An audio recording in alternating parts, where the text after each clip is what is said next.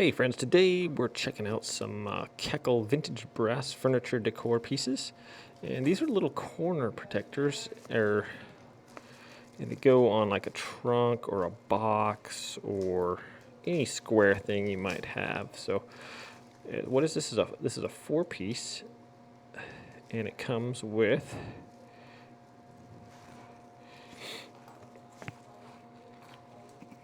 four of these triangle pieces, and also it comes with it has 12 screws that go with that. So basically, if you have okay, this is a wooden chest or something like that, and you could make it look kind of cool.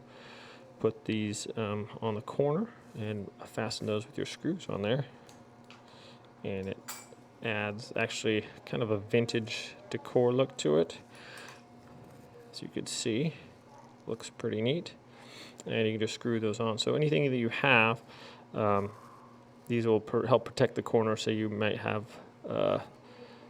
a wooden piece that's getting bumped on the edge or something like that. You put these on there, which are metal, and they're going to protect it, and it looks pretty neat as well. So you got the little screws on there, and you can just screw them in place.